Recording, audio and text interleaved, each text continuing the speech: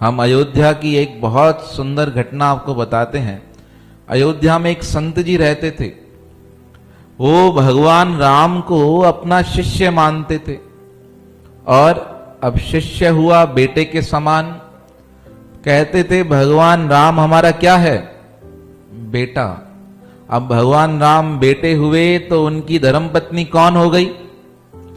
जो मां सीता है वो कौन हो गई? बहू हो गई ना। तो अब संत जी जैसे ही मंदिर में जाते ना, बाहर से आवाज लगाते पुजारी जी को, पुजारी जी हम आ गए हैं। अब ऐसा कहते ही पुजारी क्या करता, सीता माता जी की जो मूर्ति थी ना उसको पल्लू ढक देता कि ससुर के सामने बहू कैसे रहे? घूंघट में रहे। आजकल का हाल तो आपको पता है। अब घूंघट में रहे, इस प्रकार पुजारी ढक देता था। और उन महापुरुषों का स्वभाव कैसा, बहुत सिद्ध महापुरुष थे। रास्ते से जाते ना एक नई माला लेते और वो नई माला लेकर पहले अपने गले में डाल देते थे और क्या सोचते, भाई गुरुजी की माला शिष्य पहनेगा तो शिष्य भी विद्वान बन जाएगा। देखो भगवान के प्रति ऐसा भाव। अब मंदिर जाकर वो माला उतार कर पुजारी को देते कि हमारी ये माला किसको पहना दो? भगवान श्री राम को पहना दो। किस लिए? कि वो हमारे क्या हैं? शिष्य हैं। अब धीरे धीरे शहर में बात फैलने लगी कि संत जी आते हैं, अपनी माला मूर्ति को चढ़ा देते हैं। कई लोगों ने विरोध किया, कईयों को अच्छा नहीं लगा। एक दिन पुजारी को बोला गया कि जैसे ही संत जी आए ना, इनकी माला भगवान को मत चढ़ाना और कह देना नई माला लेकर आए, ये माला नहीं चढ़ाई जाएगी। अब संत जी तो भाव के साथ गए और आवाज लगाई, पुजारी जी आ गए हैं। अब पुजारी जी ने पर्दा लगा दिया बहू को, श्री राम की तरफ माला दी तो पुजारी ने फटकार दिया, कहा यह पुरानी माला नहीं चढ़ाई जाएगी, जाओ नई माला लेकर आओ।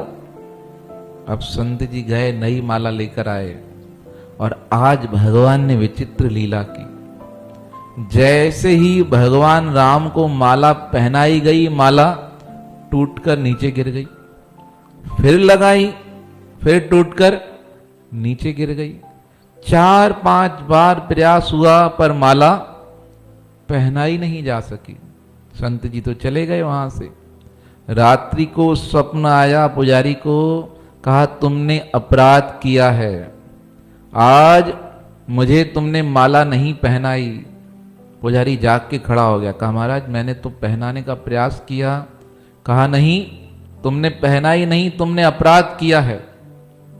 दूसरे दिन उन्हें समझ आया। संत जी आए और चरणों में गिर गए पुजारी। कहने लगे महाराज भगवान को वही माला स्वीकार है जो आप उन्हें पहनाते हो। भगवान आपको क्या मानते हैं? अपना गुरु मानते हैं और स्वयं को क्या मानते हैं?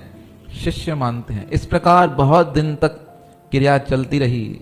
एक दिन जैसे ही महापुरुष आए गेट के बाहर, आवाज लगाई पुजारी जी हम आ गए हैं।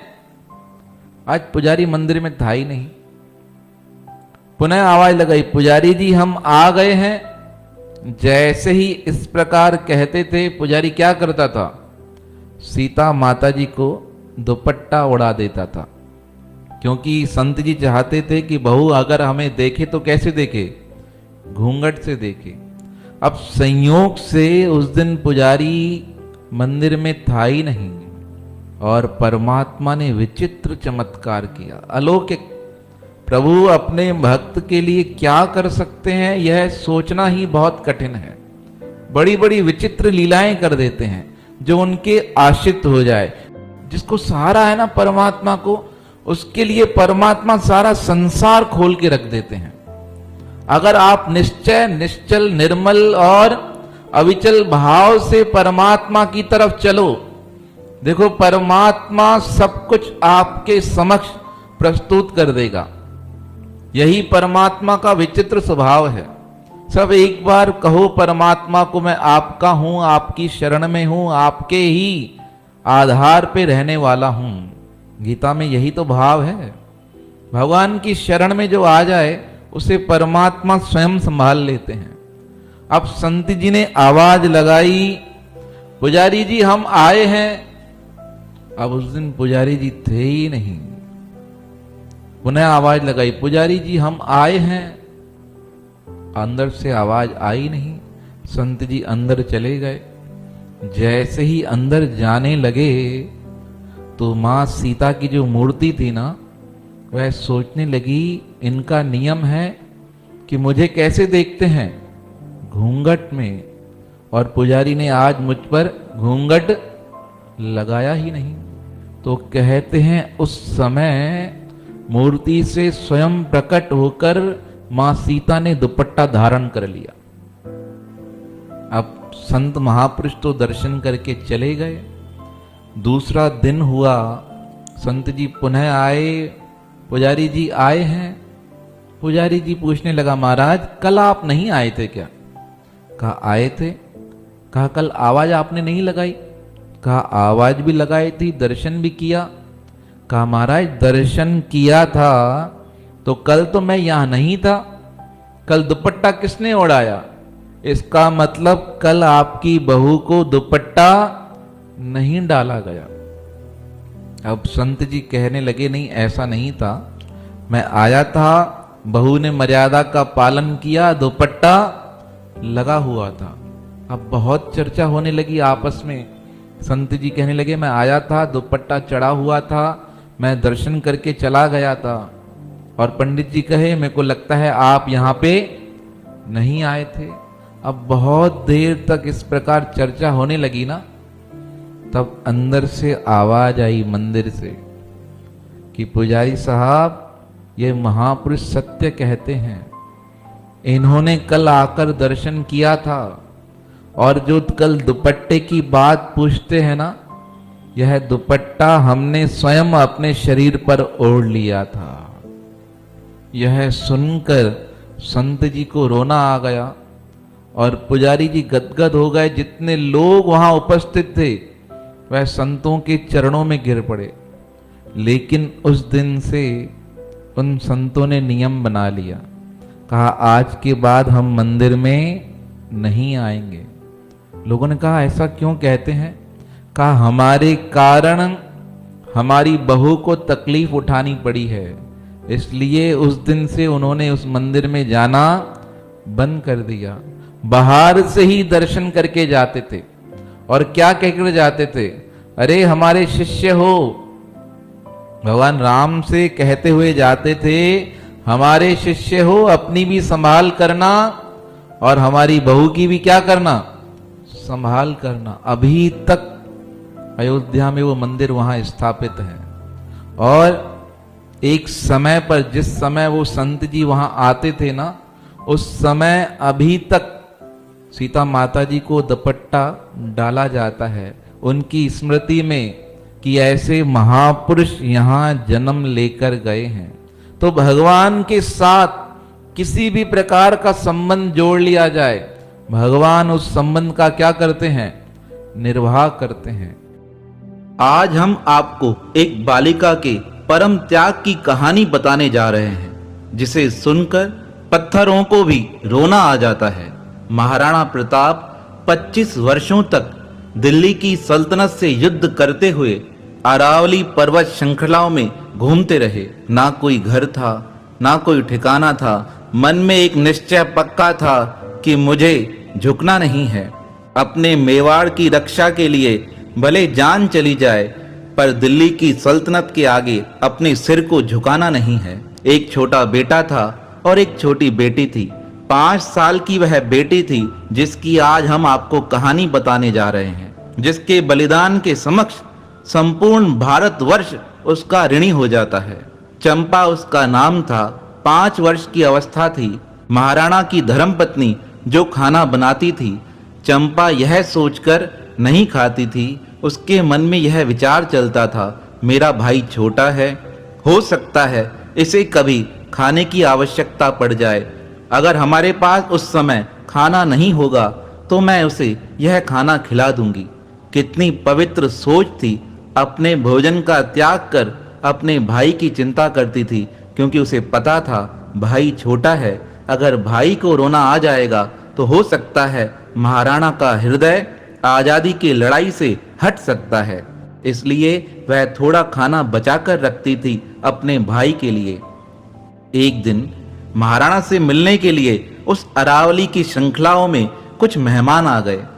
अब पहले जमाने में तो मेहमानों की मेहमान नवाजी इस प्रकार की जाती थी कि साक्षात भगवान हमारे घर पर आ गए हैं। महाराणा प्रताप विचार करने लगे, इन्हें क्या खिलाया जाए। तब वह 5 वर्ष की छोटी बालिका, जिसने अपने भाई के लिए खाना छुपा के रखा था, वह रोटियां हाथ में लाकर अपने पिताजी से कहने लगी, पिताजी, इन मेहमानों को यह भोजन दीजिए। तब महाराणा से मिलने आए उन मेहमानों ने वह भोजन खाया। वह अतिथि तो भोजन खाकर चले गए, पर 7 दिन से उस छोटी चंपा ने कुछ खाया नहीं था। खाना नहीं खाने के कारण चंपा वहीं पर महाराणा के समक्ष बेहोश होकर गिर गई। जब भारत के महान महापुरुष महाराणा प्रताप ने अपनी बेटी को इस प्रकार जमीन पर गिरा देखा, तो आज इतने मजबूत इरादे वाले महापुरुष का भी हृदय पिघल गया। उन्होंने अपनी धर्मपत्नी को आवाज लगाकर कहा, आज से मैं दिल्ली सल्तनत की गुलामी स्वीकार करता हूं। तुम जल्दी से कागज लेकर आओ, एक कलम लेकर आओ। मैं दिल्ली की सल्तनत को लिखकर भेजता हूं कि मैंने तुम्हारी दास्तां स्वीकार की। अब लिखने के लिए कुछ तो था नहीं। कागज के स्थान पर महाराणा की पत्नी पेड़ का पत्ता लेकर आई। कलम के स्थान पर कोयला मंगाया गया।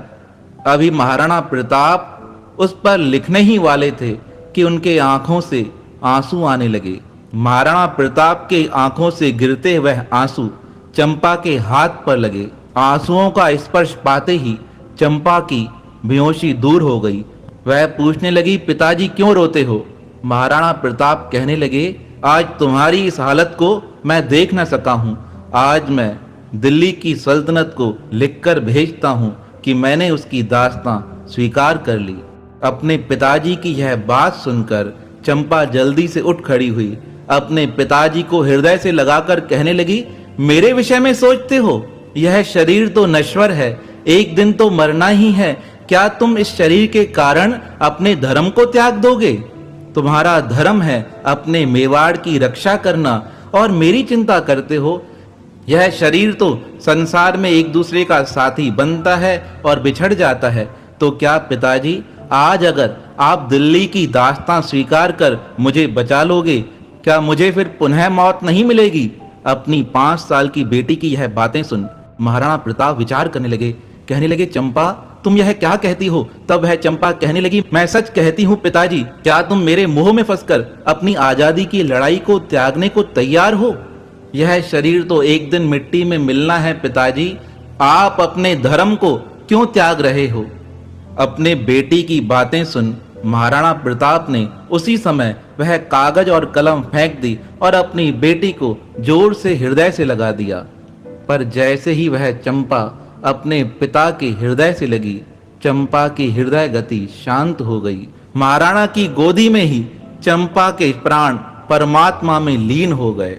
तो इतना महान त्याग किया हमारे इन महापुरुषों ने। आज जो आजादी हमें प्राप्त हुई है वह उन महापुरुषों की देन है। हमें उन्हें भूलना नहीं है, उन्हें सदा याद रखना है। यह ऐसे वंदनीय महापुरुष हैं जिनकी जितनी वंदना की जाए उतनी कम है। यह आज का दिन हमारे जीवन में संदेश लेकर आया है। यह आजादी साधारणतः मिलती नहीं, यह मिलती है उन महापुरुषों के त्याग से, जिनके त्याग की दास्तां को सुनकर पत्थरों को भी रोना आ जाता है। चंपा एक कुमारी थी, महाराणा की दुलारी थी।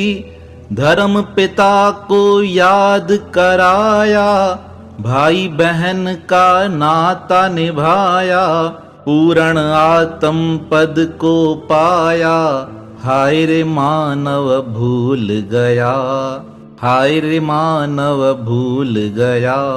सतपुरुषों की अजब कहानी, सुनकर होते पत्थर पानी, जीवन देकर देत चितानी, हाय रे मानव भूल गया, हाय रे मानव भूल गया।